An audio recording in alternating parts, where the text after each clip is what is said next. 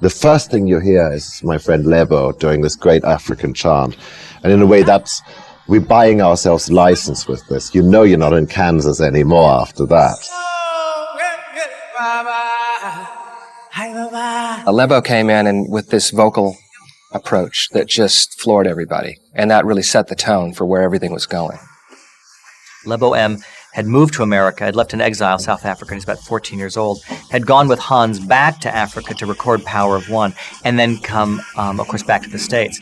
And you hear Lebo, no matter what language, and the film is in 32 different languages. You could hear this film in Hebrew, you can hear it in Swedish, you can hear it in Zulu. No matter what language you hear it in, though, it's Lebo calling out at the top as the sun rises.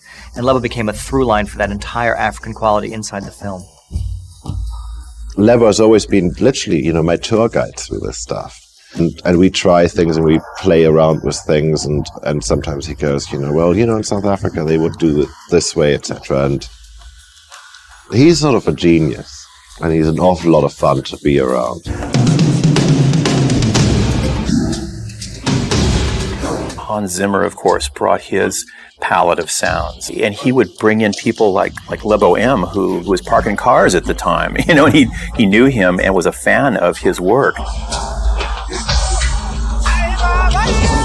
I had promised basically Don Hahn and everybody at Disney that I'd pull this great South African singer into this project. And then, of course, I couldn't find him anywhere.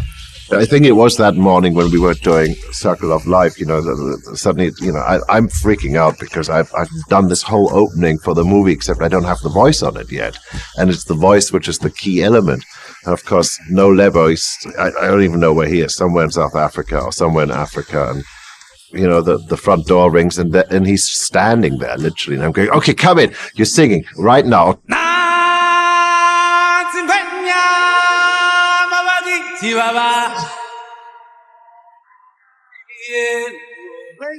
The first thing he did was he started writing lyrics. I mean, he started writing a parallel story to the story that's really going on in the movie. And since we had done a film together already, and I very quickly figured out the best way to handle him is to not control him, or just let him at it, write a piece of music and let him twist it. The first question he asked us was, what is the movie about? And Roger and I explained to him, we said it's a story about a young lion who loses his father in tragic circumstances and ultimately has to rise up to his responsibility as king. And he got very thoughtful.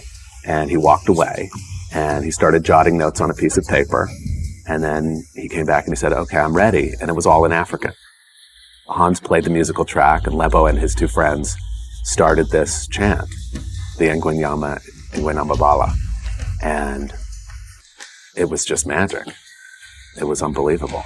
And then later we said, well, what does it mean? And when he explained the English translation, he had found the heart of the movie.